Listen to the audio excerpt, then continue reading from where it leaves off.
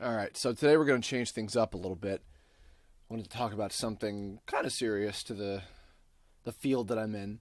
I don't have an exact answer or a plan, kind of formulated in my head for this one, but I got a really good question sent to my Tumblr ask box by yntsire, yntsire, however you say your name, asking for my opinion on outsourcing animation. Quote, I believe you have mentioned before that if you had the chance to let someone else do the animating, you'd be happy with that. But as a potential animation student, it makes me wonder why I should spend 4 years learning a skill that I'd never actually use.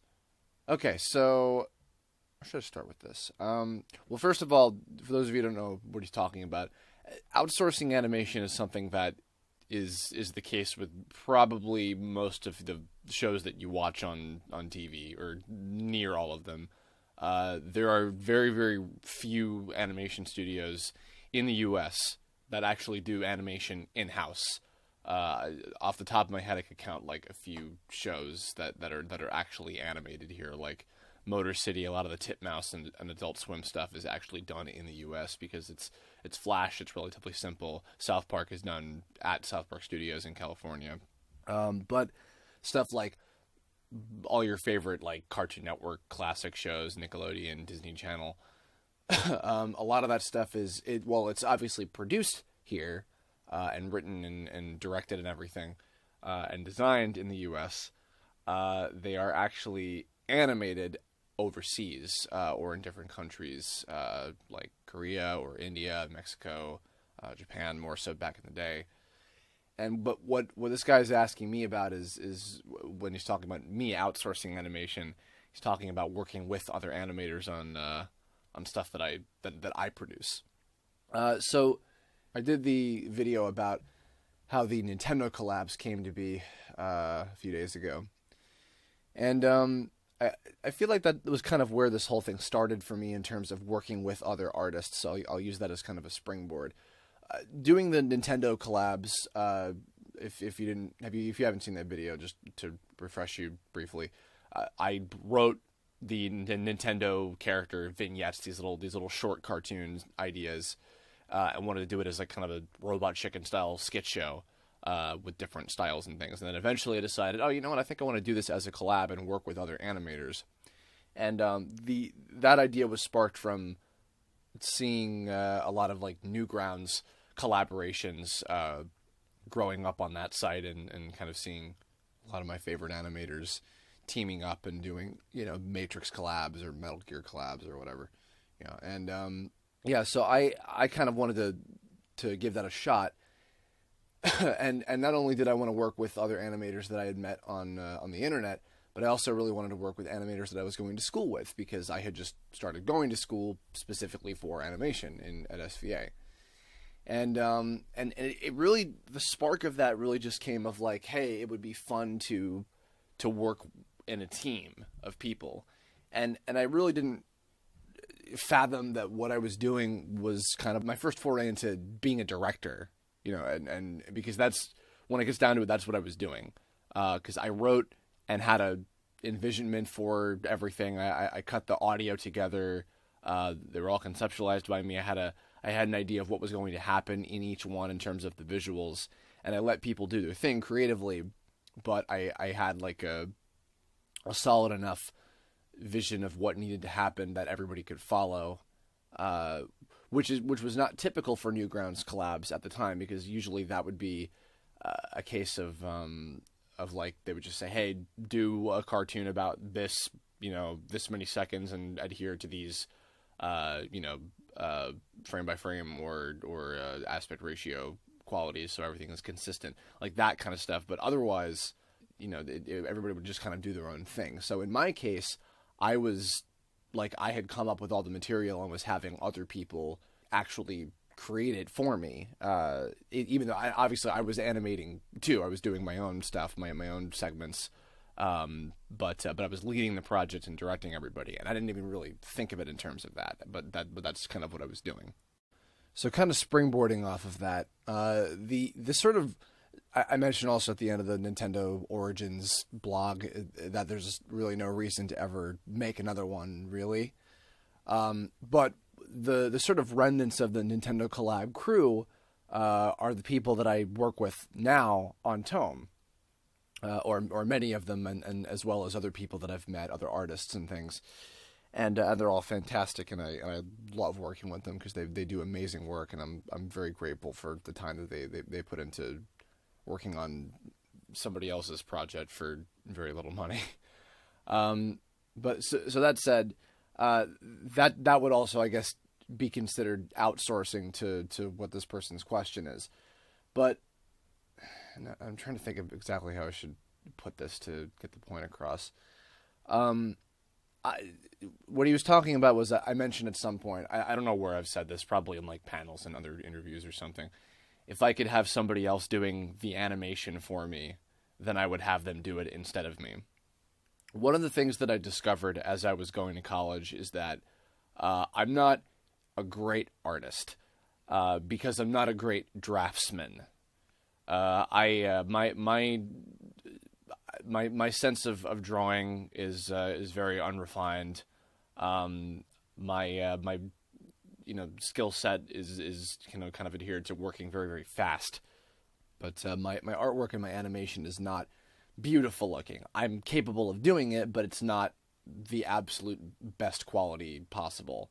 And that was evidenced by the fact that a good majority of the Nintendo Collab segments were animated way better than the stuff that I had done. And I was doing the best that I could, but just comparatively speaking, I'm like, oh, some of these people are just inherently way better at like animating than I ever could be. And I say ever could be. If I really like put the time in, I could. But what I'm more personally passionate about is just creating. And that's what I got to do on the Nintendo collabs more than anything, was to just be creative. I had the vision, I had the leadership that was tying everything together and having everyone do the individual elements that all needed to come together and make something of quality. And that's also what the collab was complimented on, most about, if above anything else, was that it felt very cohesive. And that's the thing that I take credit for personally. And I give all the credit in the world to the individual animators who made it funny and made it really visually appealing. So my point about that, and also my point about hiring a lot of those same people to work on Tome, doing backgrounds and official artwork, and even helping me with some of the writing, and et cetera, or like helping with voice direction, with video editing, sound effects, music, et cetera, is because each of the individual people that I hire, that I work with, are all much better at the craft of particular art forms than I am. And when you're working in animation, you're working with a lot of different creative mediums at the same time. It's not like a singular piece of artwork. It's not like sequential art like a comic book. You're working with design, of environments and characters, and sound and writing and just everything. Like, it's just everything, and all those elements have to work together cohesively to make something that is of quality. Unless you're doing like a Don Hertzfeld kind of thing, where you're just literally doing pretty much everything by yourself. And there are many people who do that, and many people who produce great stuff doing it that way. And I commend people like Harry and Chris O'Neill, who literally can do every single individual job and to very, very professional quality, and it shows. And the recognition that like people like those guys have garnered is totally justified.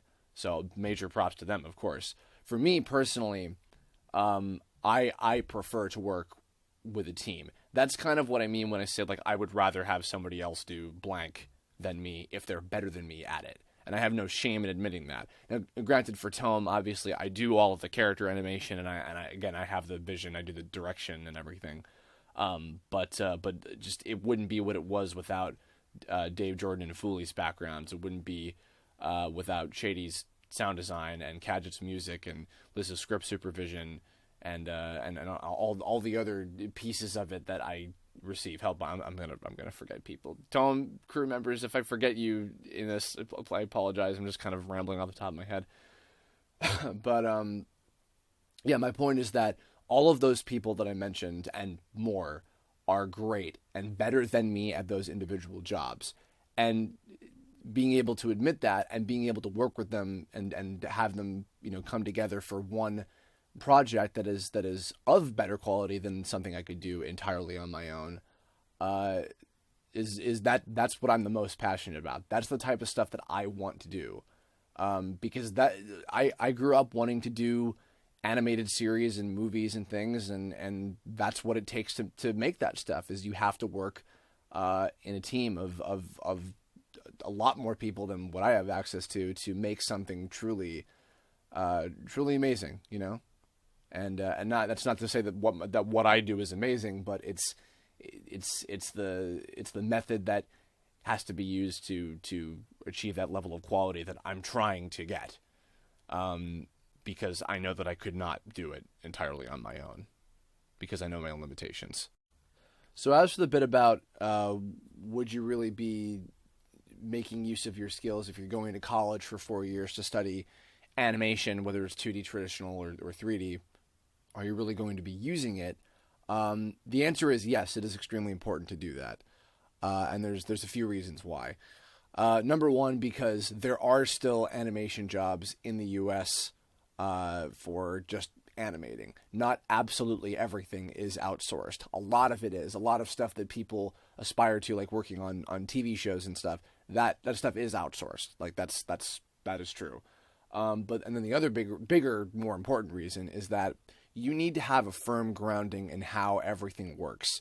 To go back to what I was saying before, even though I'm not a great draftsman, even though I'm not an amazing animator by any means, or even that decent of an artist, I have an understanding enough of what everything is and how everything should work, so that I know when I'm going to get somebody else to do something for me, I know exactly what they need to do. I know how I can direct them in order to get the best quality stuff out of them and have everything work together cohesively. The other thing too is if say like you graduate from school and a job that you might be shooting for instead would be like a storyboard artist, or a director, or a producer, etc. The fact of the matter is, you need to understand how animation works to have a fuller scope of that. And I can guarantee you, nearly any director or storyboard artist that basically is the episode director, etc. I can almost guarantee you that most of them have animated before. Even the greatest ones too. I remember I was told in high school when I was really starting to think about how does animation work and how does the business work and everything. I was told Miyazaki even started out as just an animator. He was just an animator, and then he eventually worked up and got better and better and really got a firm understanding of the craft as well as filmmaking. And look at him now. I mean, of course, he's a amazing figurehead in animation in the world, in the entire world. But but that's just one example, and there's many others, and also a lot of creators for different Nickelodeon Cartoon Network shows started as storyboard artists and character designers, and cogs in the machine of other shows before them. Even people like Seth MacFarlane started out, he did animation, he went to school for it, he did short films, then he was doing, writing and storyboarding on stuff for Hanna-Barbera like Johnny Bravo, and then he created Family Guy, and now he's a multi-gazillionaire. There you go. That's a word. So that's what I mean. I think it is extremely important. Even if you're not necessarily going to be doing animating, you need to have a grounding in how the craft works to be able to do that. So I think it's very important. So anybody listening to this, if you're going to school for animation, if you have interest in animation, if you want to work in the business, you do need to understand how it works, and you do need to try your hand at it. There's a different path for everybody, but I think that at least giving it a shot and gaining a firm understanding of it is very, very important. However way you go about doing that, whatever your path is to finding that success, find it, forge that for yourself. But to the spirit of this guy's question is like, do you need to, or is it a waste? No, nothing is a waste. Everything is a learning experience. Everything is an exercise. Everything is very, very important to have in your skill set. One last thing I'll mention too, to go back to the quote unquote outsourcing thing, it's teamwork, and I'm seeing more and more often, and I'm really happy to see this more and more often, that people are beginning to like be more collaborative in really, really good projects, and I think that that's great. And if you're listening to this, and if you're an artist and you have interest in wanting to do like, an original project, whether it's a web show, a comic, animation, a game, anything creative, work together. Find other people to work with that like, are passionate about working together with you, or even if you can pay them or whatever. Get together people that are better at different things than you, or as good as something that as you are, that can help you. I'm seeing a lot of stuff in the last several years that have been great examples of this. There's stuff like ToonWorks, who deserve way more exposure. They do this show called Wonders of the Universe. A bunch of really great animators who are all really hilarious and do awesome stuff. There's the like Sleepy Cabin, which is like Oni and Stamper and Zach Cattle and all those guys over in Philly, who are all kind of working together. Is another good example. All these different like indie game teams that I've had the pleasure of working with and stuff, who are amazing. And even with comics, like people have whole crews that they work together with, whether it's just a writer or several artists to help out with stuff. Do stuff like that. Forge some cool friendships, even if they're people that you don't know, or just look around, get people together and make cool shit together. You can do that. You really can. And that's exactly how I do everything that I do, and that's how I always will be doing what I do. I love working with people, and I feel like it helps make a better product in the end.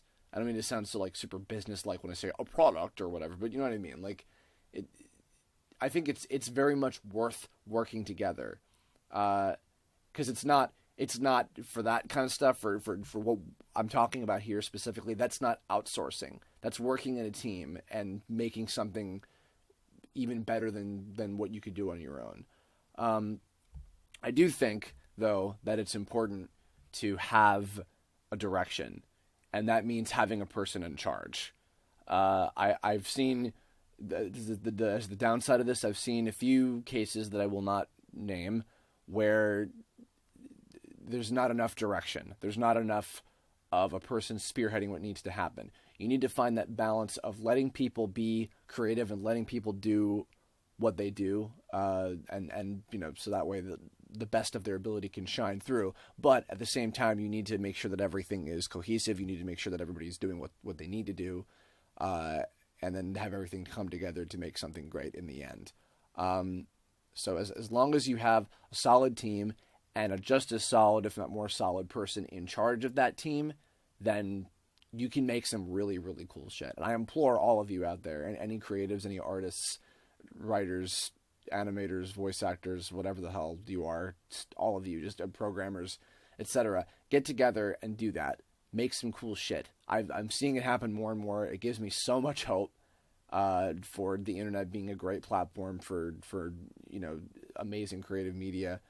Use it. Do it. I'm telling you. That's it. All right. So that's the way it goes. If you have any other ideas for new topics, you have any questions about this, if you want to discuss this further, leave a comment. I've been reading them. I have been. And you can hit me up on Twitter, Facebook, Tumblr, etc. If you like this video, give me a like. If you want to see more, give me a subscribe. And hopefully I'll see you on the next one. So thanks for listening, and have a great day, guys. Bye-bye.